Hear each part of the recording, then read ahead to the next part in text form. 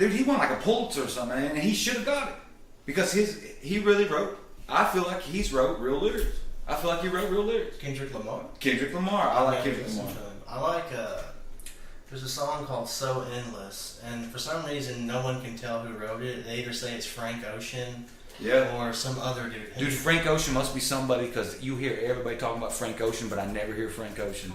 And if he's a real guy and he's really writing, doing real things, you won't hear about him. You know what I mean? You'll hear about everybody they can sell and make money off of because radio's bullshit. But see, I think that's why the song's like that. It's because, okay, "So Endless" is a fucking beautiful song, but the guy who wrote it, no one listens to, but everyone listens to Frank Ocean. Can we bring that up? Yeah, I can bring it up. Bring that up. Let's hear that. Because I hear like Chance the Rapper, dude. I love Chance the Rapper. Well, I loved him when he first popped out, you know. Cocoa Butter Kisses. Cigarette on cigarette, my mama think I stank. I got burn holes in my hoodie. All my homies think it stank. I'm just Cocoa Butter Kisses, you know. Dude, I love Chance the Rapper. But that's 41 Mobile. I know. Shit. Well. Kendrick, dude. Kendrick. I'm live right now on this. Like, I'm just recording this to get my sound and stuff figured out. But I can't. It won't play it right through these without my. I can't play it back. You hear them all talk about Frank Ocean though. What? You hear them like, dude. There's so many rappers out there that's awesome though. You know. I should have not roll your own cigarettes and just sit here all night. I can sit here all night. You sit all night anywhere. Here, look here, sweetie. I got some cigarettes right here. You can have all these Pall Malls because that's the best cigarette they ever made. You know what? You know what people do out in Arizona? Arizona? No, I ain't been in Arizona. That's right here working. Their cigarette tax is ridiculous out there. Like it's like $12 for a pack of cigarettes. So out in the ghetto, you'll have these dudes. What they'll do is they'll make their own cigarette packets. Yeah. Wes, tell us, man. Think of that right here. And they will just sell them. They'll roll their own cigarettes and sell them for $3 a pack. My dad was threatening to teach my 8-year-old how to do it because he said he could probably make 75 cents off a cigarette. You know what I mean? Yeah. He did it right here at the trailer park. Bring this song up, Wes. We hear some Frank Ocean. Can you get over there, Wes, or does that thing got a decent like audio on it? Do what now? Frank Ocean. I can't bring it up over here because I'm recording right now. Just start things off and get like a feel. Oh, you want me to bring up some music? Yeah, just on YouTube, just type in "So Endless" by Frank Ocean. It's not by Frank Ocean. It's just that's the video that has like 1 million views on it. What is with that? Who is Frank Ocean? He is. I don't know who the fuck. He's kind of like an R&B rapper. Like it's like R&B, partially rap, partially. You been listening to Anderson .Paak? I don't listen to rap. I don't listen to any of it. I don't fucking touch the bands I've been listening to lately. I've been listening to Regrets and Starcrawler. Oh, no regrets. Well, not no regrets, just regret. They're like some teen girl band. Really? Basically, you listen to them and then you meet a young girl and you're like, hey, it's cool. Yeah. I got you. I listened at the drive-in on that. Mars Wasn't there a good band? That was pretty much Mars Volta. Yeah. Dude, there's a guy I work with at I love him. At Walmart. He was like a crackhead. He used to be. No, he's a great guy. He's a great dude. But for a short time, he was real bad on crack and shit, and he lived out west. And he was like, dude, Mars Volta's my shit. Like he said, Mars Volta is like the best. Like I listened to some of it with him, and like, dude, like that progressive music. Is that what that is? Yeah. Well, yeah, Mars Volta is definitely like you can classify them in with like old school progressive style bands, even though they're not really that old. I guess they are. That's 10, 11 years, 12, 15 years ago. I mean, like traditional progressive music would be like King Crimson or Pink Floyd. Like that, like the music builds and this progressive piece, right? Gotcha. I feel that from Mars Volta. Like it's a full art musical piece. Like it's a full piece. It's complete. You ever get a glass of water, Wes? No, go ahead. We got some ice in the freezer. Holy shit! Sorry.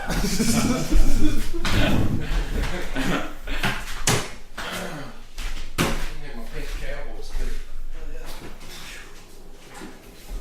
I don't know how you like to do your ice or your water. A little bit. I try to break it out into the cup. Some people like to dump it on the counter. I don't care how you do it. Some of these just point A and point B. Sometimes point B and then you have to throw it into D. Oh, it's perfect. Missing string. You want to sell this? No, because I'm about to sell my Fender. And, would you just sell this and I'll sell you Fender? Because What do you want for the Fender? somebody to get money for the Fender. And what do you want for the Fender? if I was just going to sell it to somebody, I'd fucking probably try to put a price tag on what am I gonna get out of it at the fucking shop? This ain't no Hopefully fucking 60 or 70. Maybe. Hopefully. You might get $1.50 out of somebody. I'll give you $100 for it. I'll give you $100 for it and let you buy it back for me for $75 later when you have money. Because that is how I like to roll right there. Hell yeah. Alright, let's double check. Or I'll give you $50 for it and I'll let you just keep the damn thing and let me take this one home. Which I feel is like $20 more than this guitar's worth. Oh, shit. Let me see my banjo over there while we're fooling around. Oh my god. Forgot that damn banjo. You know who I think really did a lot for me in banjo and reminded me how awesome banjo was? The Avett Brothers. Which I might sound cliche, but the Avett Brothers is actually a pretty sweet group. Avett? You listen to much of them, Wes? Skaggs used to make me play. That's one of the songs we tried to record for like 12 hours and I completely forgot.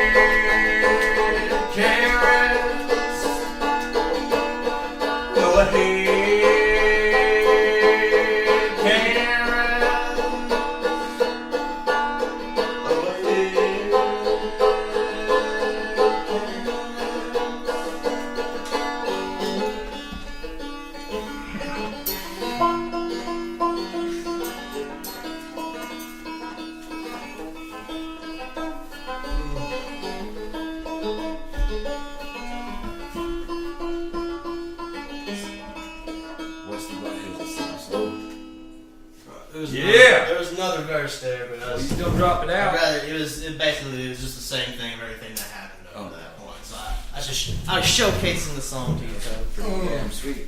Yeah, I got a lot of Do it for me. You wrote that one? Yep. Hell yeah. Oh yeah. Where's the feather come in?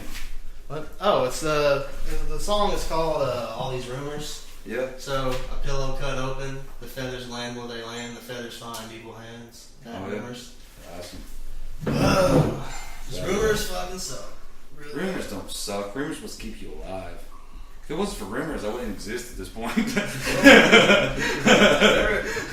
Hey, you remember how I used to have this dad that used to come? No.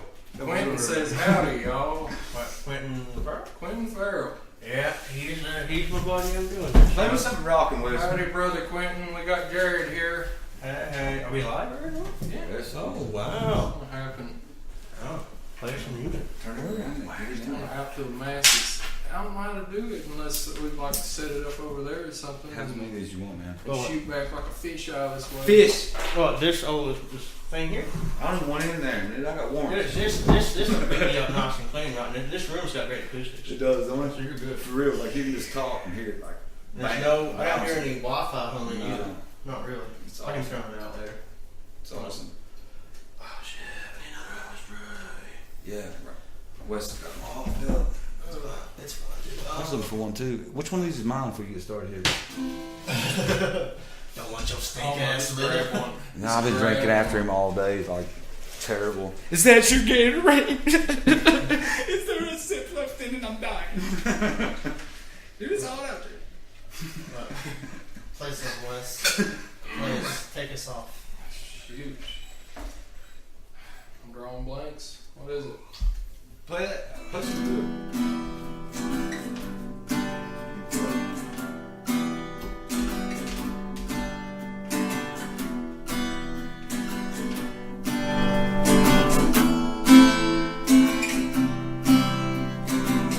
Try to act like all it causes is just. We say we wasn't there when we know we was. It's not getting high, it's just a buzz and nothing ever matters. It don't matter because it goes by so fast. It just rolls right on past. I used to think about getting ahead. Now I'm just dreaming about having a bed. I think about all the things that were said before the divorce and the baby. Maybe we will be well, but it goes by so fast. Just rolls right on past. Just goes by so goddamn fast. Just rolls right on past. I used to think that these moments would last.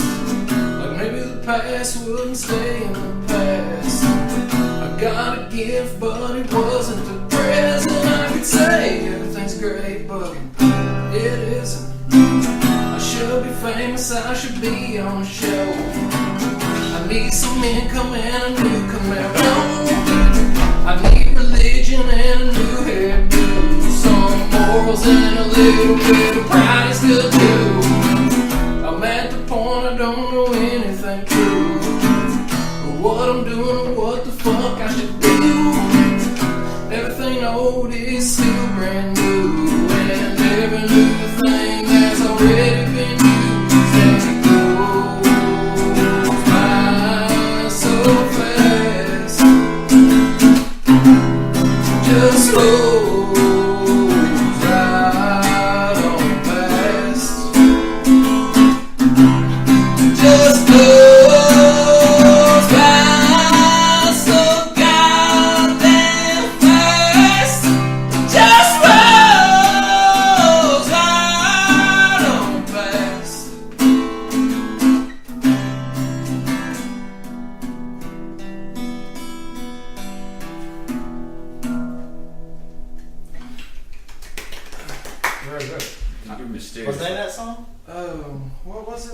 fight? How'd it start? I'd call it Frank Ocean because you can't remember ever hearing. I don't think we were. Shit. If you want to later, if you have stuff that's ready to be recorded, I'll record it and send it to you, dude. Do you If want to later. Dang. Damn, Jared. Well, We'll go ahead. I'm all the way out here, and then might as well. I got all the equipment. We'll go ahead and record that live solo acoustic album anyway. Maybe download some beats from the Google and put with it. If you pitch in gas, money, and pizza, we're totally on board with this. Alright, guys. Here we go. Y'all just want to jump in right now? I guess. I don't really know what I'm going to ask you, but it's my first show. Fuck it. We'll interview you if you want to. Yeah. Hey, where you come from, man? You from out of Eubank? I like being. You I know, like dude? being a nigga. No enigma to it. You ain't Frank Ocean. I'm Frank Ocean. Listen here, you know that dude over in Eubank makes the dulcimers? I know a guy in Somerset who plays dulcimer. Well, I know a dude that's makes pretty- it. I make cigar box guitars. They suck though. I'm not good enough yet to like really do anything with it. But I'm going to. You're so cute when you say I can't do something because I know that you can. I've done seen you. I've done witnessed your remarkable You actions said you here. can't do good things. I saw you do good things. I seen you just do that. Alright, well, shit. Okay. First Where, you question. bring one? First, I did. The first question is, did you bring one of these cigar box guitars? No, I didn't. I should have though. Yeah, you really I should. got one. They're not loud. That's my biggest problem is making them loud because the fucking bridge has to be perfect in there. And if you split the wood, then the You bridge both split. splits and then you don't get no reverberation in the chamber. It sounds like shit. I really do actually understand what you're saying, but what I want to ask you is, do you have like some kind of like crazy disorder where you're OCD about it? Because they don't have to be loud, dude. Just gotta make tone. That's why they Well, amplify. A lot of those old blues players like Lightning Dodge Hoskins. Who I've listened to actually, with some badass. Yeah, Glenn Hopkins. a lot of those guys. Old beat your woman ass fucking damn blues music. Yeah, I know what you're talking about. Yeah. But I love my baby as long as she cooks me grits. if you don't, God help you. God help her, yeah. I'm going back to the old lady. Where did the ankles leave? Well, see, a lot of those old slide guitar records. Yeah, I love They it. were all recorded on cigar boxes because Really? they were all too poor to afford real guitars. Back then, you had to have a Luther make a guitar, and that's like ridiculous amounts of money. It sounds like So unless you had an heirloom or you bought one used from somebody, you just had a cigar box, and then you had to find some way to make your own strings. Hell yeah. Hell yeah. Hell yeah. But What'd they make the strings out of then? I fucked it. Dude, I got possum skin banjos. I made strings out of fishing pine. Yeah, if you I tried. back then I they did use horse, like especially for bowed instruments. Oh, like they a use violin? horsehair. Yeah. And what you do is you wind the horsehair into a thread. And you wind it real tight.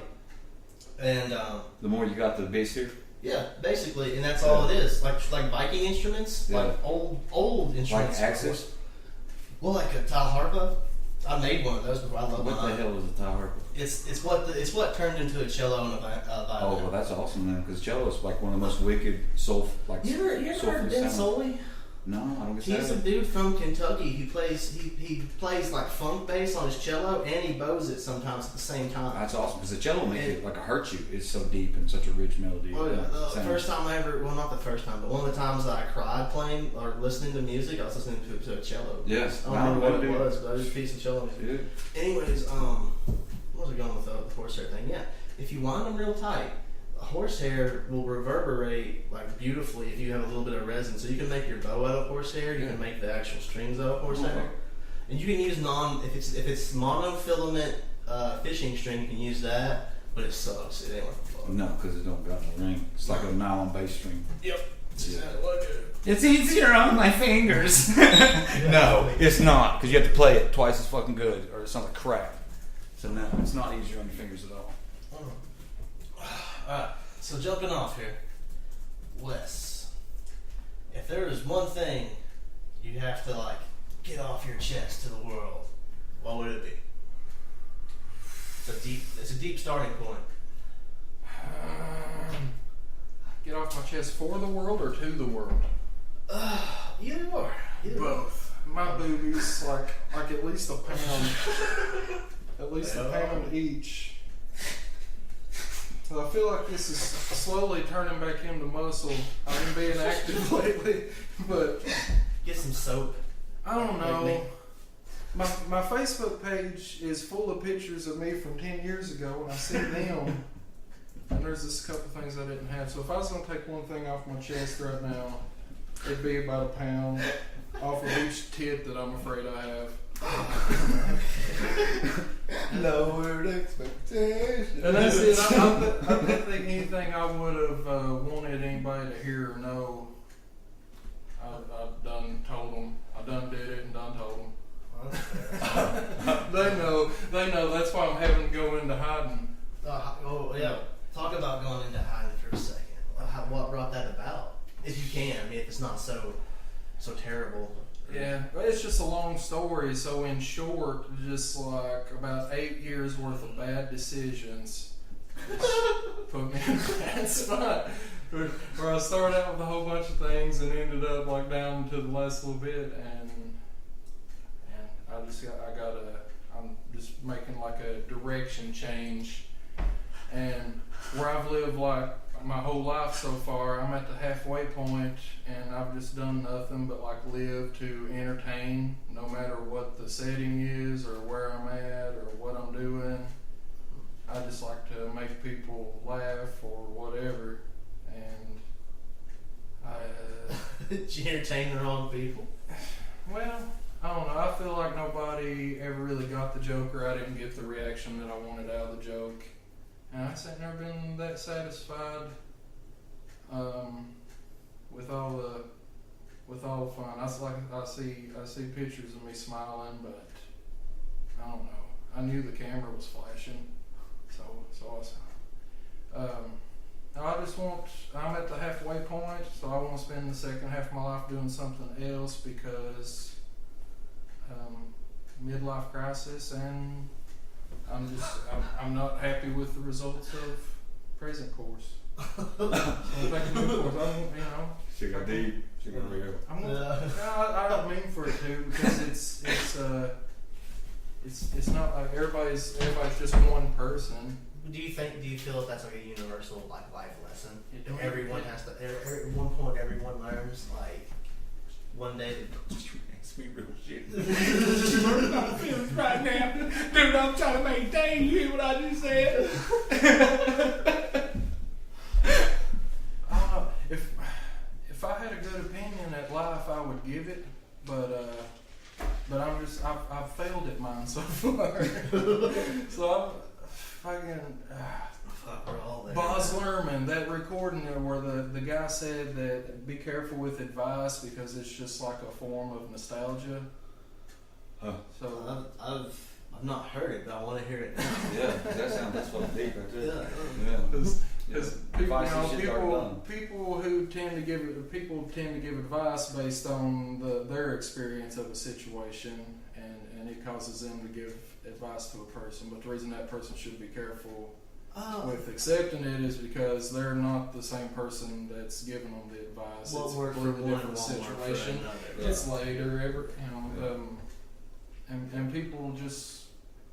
people like to think they're helping when they talk. You know, they like to think that their words are meaningful for some reason. Remember, relate to everybody. I on the other hand am fairly convinced that words ain't worth the shit in any capacity, because I got a billion of them and I've used them all. and I've heard a lot of great people with great words, and they ain't had no effect on me either. So You talking about me right now? Yeah, you guys got another cigarette. Right here, dude. I done told you. You quit asking for a damn cigarette. You quit asking, I ain't gonna give you one if you ask me again. Don't you think if you give everybody advice that you're not gonna run across people that, even if they did appreciate your advice, didn't want your damn advice, or people that's not gonna be honest, you're talking about everybody. So shouldn't you like direct your tone towards a certain type of person? But that would only be playing to your own ego. So would you get hung up on the wrong people? You know what I mean? And it's be easy to do. The negative is what you will get hung up on. You know, it's just like the old saying. You know, man can do 1,000 things right, but you screw one go. You're a goat fucker for the rest of your life. That's right. Yeah. I mean, that's how the saying goes. So it's so easy to be hung up on that. So it doesn't matter. And who is this Frank Ocean? That's the name of the song now. Yeah, it should be. It should be the name of all this, right? Yeah, we just named that song I played earlier. That's the Frank Ocean ballad revisited.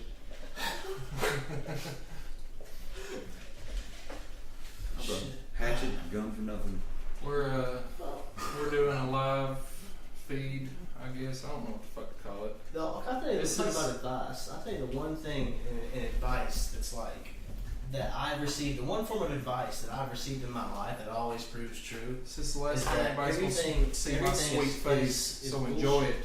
Yep. Like everything is After this, we're going underground. Richard's been digging a hole all day. Tomorrow, I'm going to help him. I literally have been digging holes all day. Give me some concrete too. So that's the first question. What a good second question. Been working all day. We're professional fencers. Yeah. I wear the little mask and the little white outfit. I wear a black outfit because I'm a negative, bad guy type fencer. I sharpen my practice sword because I like to live dangerously. Shouldn't you ask him a question now? You ask you a question. I think you should come back. Well, I don't have anything good to say. Do you have things wrote down to ask me? I used to years ago. Back when I was playing this shit out, before I realized it's way better off cuff. Yeah, exactly. Yeah. Okay. Yeah, you've done it. So you're talking about being at the midlife point, right?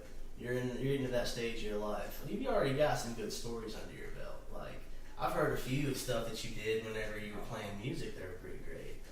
But like, I mean, what's a really good story from your past? Like music related? Well, yeah, start with music related. Oh, Jesus. I don't know, pick a band. Let me try to narrow it down. Well, the first time I ever saw you play, it was like, you were one of the best bands that I'd seen, like kind of the Tri-County area level. And, I mean, it was Frankie and the Fists. That was a long time ago, too. Because I remember you were like so crazy as a front man. Like, it left such an impression on me. I was like, this dude's the real shit. It's 12 o'clock. It's not too late. Oh, yeah. I love it. Not too late. I love Yeah, I that, remember dude. that. Yeah. Like a torpedo, remember that? Yo, every one of them, you'd be like, you son of a bitch, I can't believe you're doing that. I remember the Death by Snoo one where it's like, it starts off like, oh my god, he's my god. It's like a turtle, like in the desert or something. Dude, one of the best metal bands come around Tri-County area too, because I've seen a bunch of them, played some of them stuff, but I'm not even Tri-County, I'd say, I'd go at least state because I don't know what else. We had to play a lot of metal music at the time just because that's what everybody was playing, and that was the only way. You get a show. You get shows, people show up. It's like metal or punk. And they force you to play covers. And No the matter what thing you that's play. weird is it's fucking Kentucky. Yeah. Like, what's punk rock about Kentucky?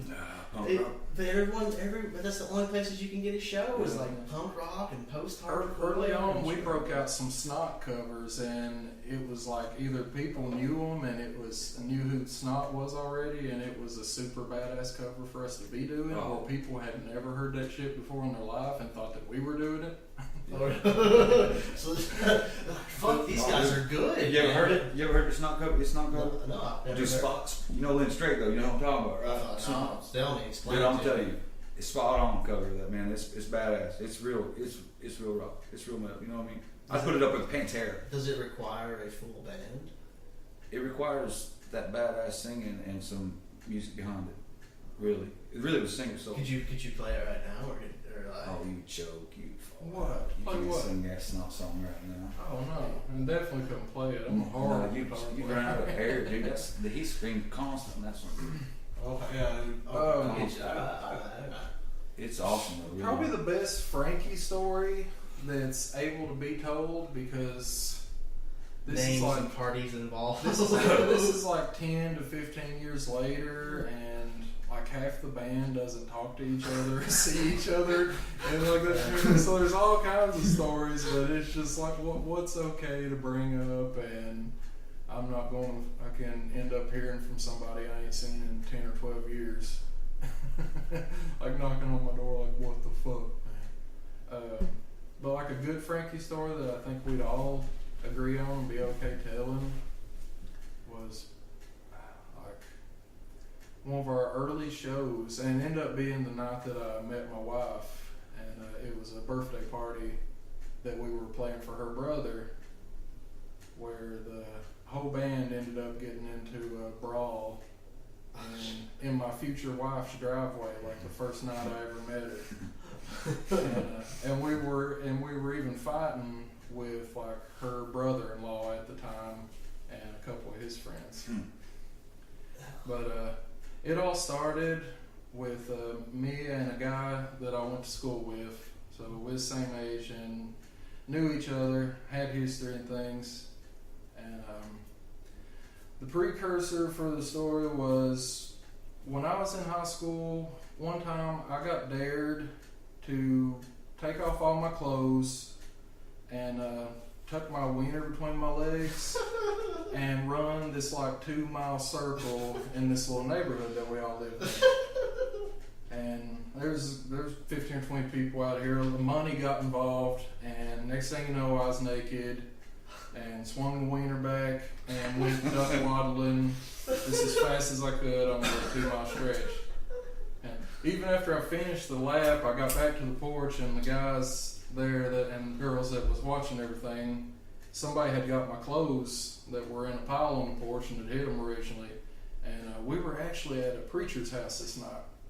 So I just casually walked back up on the porch and sat down on the porch swing and just letting it all hang out and swinging back and forth. And preacher's son starts yelling at me. He's like, "You gotta put your clothes on, somebody's gonna drive by, you know." And I was like, somebody's gotta find my clothes because it's kind of cold out here. I'm about to go in your house and get something to drink. And a couple minutes later, everybody's still laughing, but my clothes aren't popping up. So I get up off the porch swing and start in the dude's house, and I'm standing just inside the doorway, refrigerator door open, just breeze, good cool icy breeze blowing on me, and he's scrambling. My clothes turned up pretty quick after that. But the maneuver I did with the swinging the wiener back, the old Buffalo Bill Silence of the Lambs routine, we gave it the nickname Boy Girl. And then there was another incident where I did this at a party, slightly intoxicated. And I was in front of this big bay window, and there's a yard full, maybe 150, 200 people. It's like my freshman year in high school, and I'm at my first cool party with like juniors and seniors. And I decide I'm going to do the boy-girl maneuver and jump up on the back of this couch and do it in the big bay window. It's like the whole yard, I'm just going to shake and do it. I don't know. I drank a ton of Zimas. And, so I go climbing up on the back of the couch and drop them, tuck it, jerk the curtains open, and I start to shake. And right as I do, I'm on a hardwood floor, so the couch slides out from under me. I face plant against the window. My wiener comes out and in poor form hits the window, and I just kind of start sliding down the window, and it stretches out and almost hits me in the face. Not a compliment, like didn't know I did that. And I land in a heap below the window. It's like I'm full of Zima. Everybody's seen my wiener. So boy girl, that was it wasn't a nickname that I ever got called, but people would say do boy girl. At times after that, like it became a thing that I was requested to do. Maybe I did sometimes. I was a lot more careful after the couch incident. But yeah, it wasn't anything obviously that I was ever ashamed or embarrassed of. But what ended up causing the fight was, so we fast forward back now to the party, the night I met my future wife. I walk up to a circle of people. Everybody's been cool. It's been an awesome party. We've already played our set and everything, and then it's like the after party, and we've been around the place maybe an hour after we played, and I walk up to a group of people all hanging out and talking stuff, and I just kind of slide in the circle, and it's like me and a bunch of people I know, friends and stuff, and fans, and then like on the other side of the circle is like my nemesis. From high school, and he just like looks over at me because I've walked up to the circle. I'm like, "Hey, what's up, everybody? What's going on?" And people's talking stuff, and he's kind of he's on location, but hurt. I mean, we had an awesome set. We made sure when we was somewhere to be the biggest swinging dicks on the property or in the room, and so, but he just immediately looks over at me and he's like. Oh, nothing much. What's going on with you, boy, girl? And it was just the tone. And unbeknownst to me, the guy had like been kind of picking on like people that were way younger than us this whole night, and had even apparently pulled a knife on somebody before this shit happened. So he says to me, and I didn't know this at the time. I hear it all later, but he said that to me, and I'm like, just not even knowing what he'd done already. I just assumed because he's a dick, but I immediately say back to him like, dude, you can talk shit to anybody here, but why in the world would you choose me out of everybody here? And I'm just gonna tell you once, don't fuck with me. And he, oh, is that right, boy, girl? So I immediately, shirt comes off. I walk about 10 feet away from the circle. I'm like, all right, come over here and get your ass kicked, because I done told you that you shouldn't fuck say nothing else to me. And I don't know if he wasn't taking me seriously. I don't know what it is. Like, if I seem like a lightweight, or my appearance, or my actions, or stories of me running around with my wiener tucked between my legs. But if I take my shirt off and tell you to come get your ass kicked, if you walk over to me, that's exactly what you're getting, because I've asked you to do that and come over there.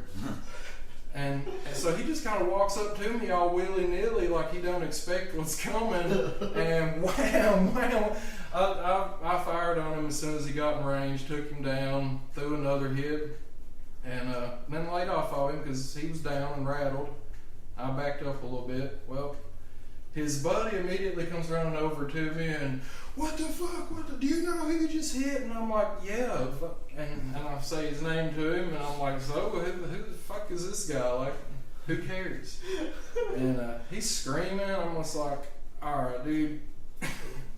I just kick shit out of your friend. He's got a few inches on you and a few pounds. Get the fuck out of my face. Don't be screaming. And then I start really calmly explaining to everybody because everybody's kind of freaking out. And I feel like I'm the calm person on the property now, because I mean, I've been throwing punches, but cool head. I'm just like, guys, everybody needs to quit yelling, because somebody's gonna scream fight and Wes, and then there's 3 other people on the property that give me the ability to be, whatever I want to be, and up to and including an asshole motherfucker on some occasions, because I know that I got like this fucking mongoloid upstairs that will come downstairs and go crazy. Like, he showed up there to fuck or fight, and as far as I knew, up to that point, he hadn't had sex yet. So, and this went on for what seemed like maybe 5 to 10 minutes. Everybody just kind of panicking, hollering. Somebody runs their mouth, somebody holds somebody back, blah, blah, blah. Nothing's going on. But I'm still just saying the whole time, everybody needs to calm down. My buddies are going to hear this. And all of a sudden, here comes our bass player, Chad, big tall guy, like kind of like standing over the crowd. He got these big long arms. Just like, what the fuck's going on? Who's messing with Whitehead? And like the whole crowd, because of what I'm saying, starts collapsing on Thompson, and I'm just looking like, oh shit, like Thompson's the bait, Thompson's the decoy. So the brother-in-law that had started yelling at me for punching poor he apparently has a beef with our bass player at the time. I want to say Chad, and he's like walking around, and I see like this fight's done jumped off. He's wanting to do something. It looks like he's getting ready to sucker punch Chad. Mm-hmm. And while Chad's just like looking around and flailing his arms, and I see the guy walking toward him, and I'm just like, and just like take a couple steps and lay him out. And no sooner than I hit him, and I finally saw like a white blur of the thing that I was expecting and afraid of, which was Bill. He was upstairs in this little apartment building above where the fight initially happened at, and all he heard was Wes and fight. And he slips down the stairs in stealth mode, and just as I hit the guy, I see this white blur go by me, and Bill catches him, like picks him up under the shoulders, speared him in the stomach, and throws him down on the gravel and like slides with him for about 4 or 5 feet, and they end like a big dust cloud comes up, and when it settles, Bill's just boom, boom, boom, and he's a big dude. He's pounding the guy into the ground. No one of our big buddies, like the only other guy there big enough to get Bill off of this boy, comes running up behind him and gets him up under his shoulder, pulls him off, and Bill immediately, just like out of instinct, headbutts the person behind him, comes straight back down, headbutts the guy under him, just right back down into the gravel. Dude was mangled, and like Frankie was legend after that among a fucking small crowd of 16 to 19-year-olds during a certain period in a certain scene in a certain part of a certain place in Kentucky. Well, that was that was one of our bonding experiences. The rest of the time we was always fucking into it and fucking with each other's girlfriends and moms and So there's a lot of infighting back then? Yeah, and to me I think that's why we had such a good attitude playing though. Like it's in the beginning it was all like healthy competition. So it made your music better. We were all like kind of envious of each other and always trying, like I say, we started out trying, like the first few days we're trying to be collectively the biggest swinging dicks in the room or the property, and then as time goes on, like we established that we are the biggest swinging dicks in the room or property. The only people we got left to compete with is each other. I see. And you eat each other. And for a while it makes you good because you're always trying to one up each other, and if you can keep that energy going, if you can keep it the balance where it don't fall apart, which is the hardest part. All the best bands, fucking hated each other 7 days a week. It was just like the 30 minutes, an hour sets, an hour and a half sets where they did. That's when you had fun. That's the only time I ever had fun playing music.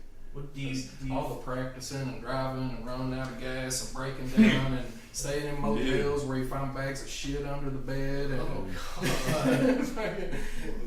fucking pull off the interstate in Cincinnati and stay at a straight up crack house for a night for $25 with 12 people. Well, how was that? I mean, did you guys do that? Yeah. In Frankie, or was that another band? Oh man. It was a band. Pretty much every band had a $25 motel crack store. Yeah. Oh, really? I say so. Yeah. Well, I mean, like, what was that experience? Just like staying at some fucking junkie den. I mean, the one in Cincinnati, I can like my best flashes of what I can remember. Like I remember naked girls in the shower, and the shower curtain come back. Somebody got a picture. I remember a guy a couple rooms down, like, knocking on our door and asking if he could look under the mattress. Apparently he'd left something there the night before. And awesome. You picked a good room. We looked for him real quick and didn't find nothing. And then after he left, we looked real good and found a set of scales and some folded up tinfoil. Yeah. So then a couple of the people on the little trip with us, went and had a talk with him. Oh shit! A talk. Yeah, I remember. Is that a talk in quotations, or is that it's like meeting dude? Probably like, hey, what's up, dude? I don't want to make a suspect out of myself or anybody else. I'm just gonna say this. Going to talk to him as concerned citizens, what they were concerned about.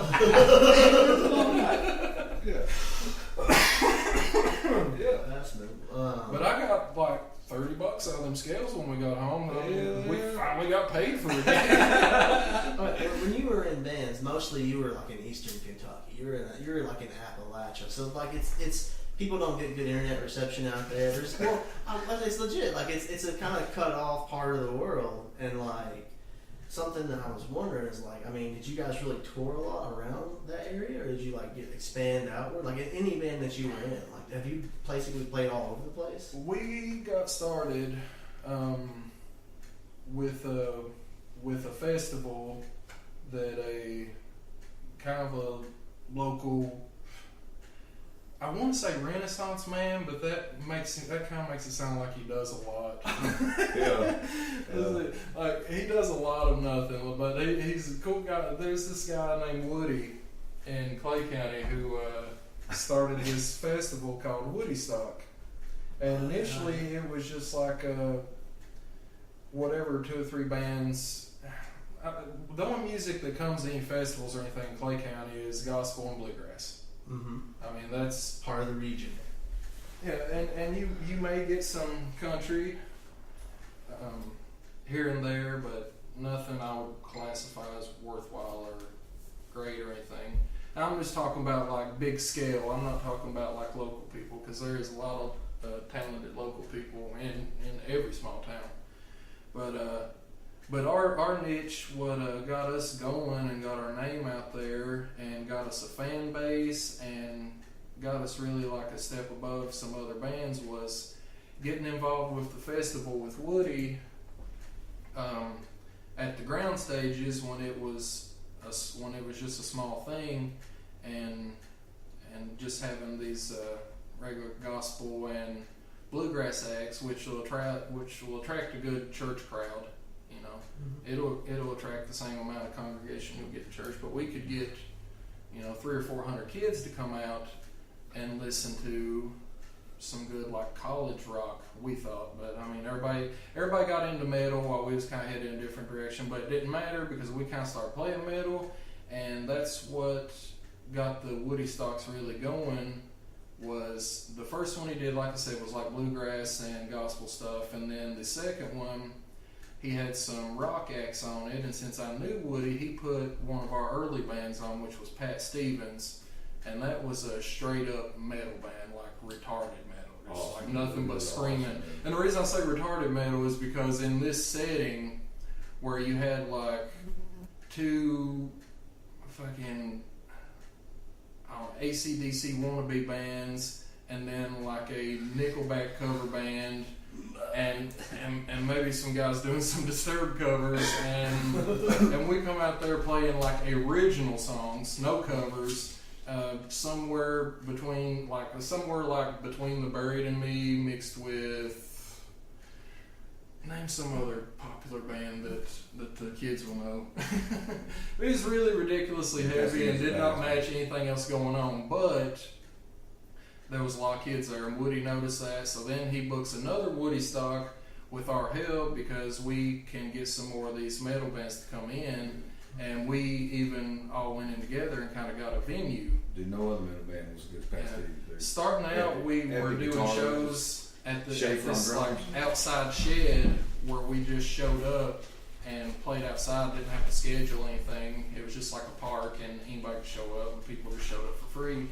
But by the third Woody Stock, we booked a bunch of metal bands. We got a venue down at the rec center, and we'd be able to charge a few dollars at the door. Mm-hmm. And like a ton of people showed up for the first Woody Stocks, and all the way up through the end. Like we ended up, it became like a monthly or bi-monthly thing. After like the third or fourth one, there's just so many young people coming to them, and never any trouble or fights or anything. And we just kind of, Woody Stock shows are really cool. yeah, we took control of everything as much as we could, because we knew it was our own festival, and it was a way you could trade shows with other bands, and we could pick our own spot, so we could make sure we was always playing at 8 or 9 o'clock when the biggest crowd was there. And you take, that's just marketing. You take everything back and you put it out there to the world, and you've got the biggest crowd, and you've got the biggest shows, and it's all, you just set it up. You find find your niche and start working it, and it's all just simple math after that.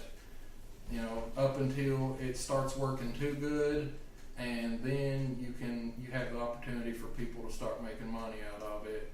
And did that happen? and people legitimately can start getting like fame and stuff, and then that's where the, like I was talking about, like just like keeping the balance when you've got everybody competing and you know, we're all poor boys, and then a little bit of money comes into the situation, or Oh, those were beautiful crowds. You really didn't give up from the crowds. A They were a beautiful crowd. I've watched them, watch a boy try to play a damn Jimi Hendrix song, probably for 15 damn minutes, and never get through the first damn verse of it, but yet that crowd sit there and let him do it before someone finally was just like, let me help you off stage, you know, but really he tried to play that song for forever, and, you know, and that crowd sit there and was like cheering him on, like, go on, dude, you can do it, you know what I mean? And you don't get that out of a lot of crowds. Oh, hell no. No, they'd be like, dude, wasting my time. I think Kentucky, talking about festivals, Kentucky is a right area Oh, yeah. for and there's all these little ones popping up Oh. all over the place. Musicians, we're Yeah.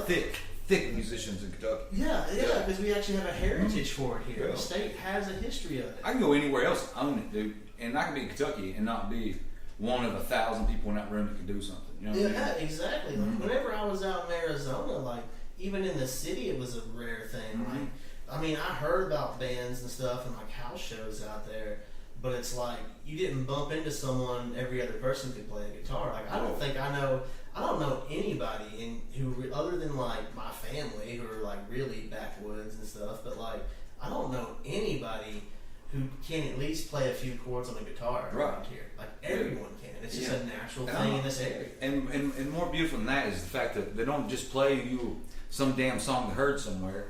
They'll play you a song. They'll pick it up and just play the thing, you know, Yeah, which I think is beautiful. I wrote this about my wife.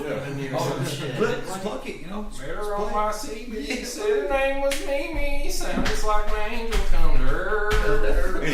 When I went to see her, managed to see her, twice as tall as me, 3 times the girth. Yeah. Dude, we got 9 minutes left. I got an hour of this. You want to play a song out? We could just do it again. It's been a lot of fun. I got cigarettes left. You don't have to leave. Well, I'll keep recording. I'll keep going.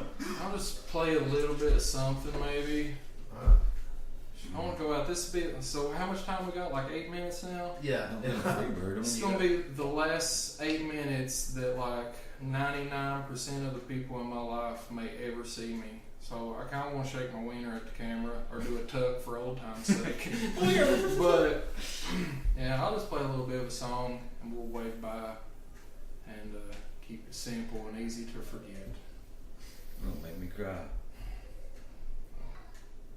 Last words. I love you. Fuck you.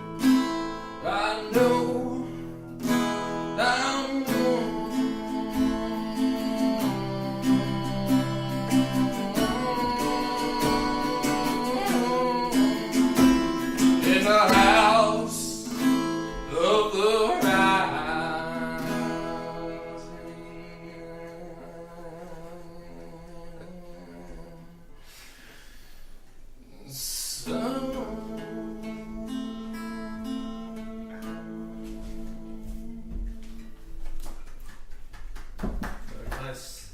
Man, We got about 3 or 4 minutes left. Should say that. Yeah. I didn't get the reaction that I wanted out of it. That's why I'm going underground. Rich is digging the hole. That's why I quit playing music. Fucking hate it. Don't step on my Makes me beliefs. miserable. So I'm gonna start going to church. I ain't.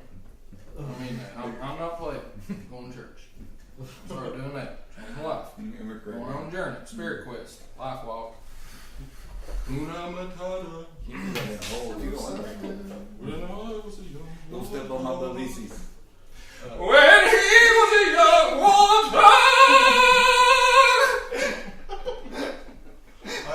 Okay, so you're going on your spirit. Showing your spirit quest. Like, your parting words to the public eye. Like, Tell them what you think about the record. About the record? Tell them what you think about the record. Fuck the record! And fuck the people. yeah. That's rap. That's not, by the way. No, it's not. That's not. That's what it says in the beginning of the track. Tell people what you feel about the record. Fuck the record! Fuck the people! That's fitting though, because that's how you come into it. That's how you should have went out if you was going out, motherfucker. But you ain't going out. I'm gonna drag you around. Get off the bug.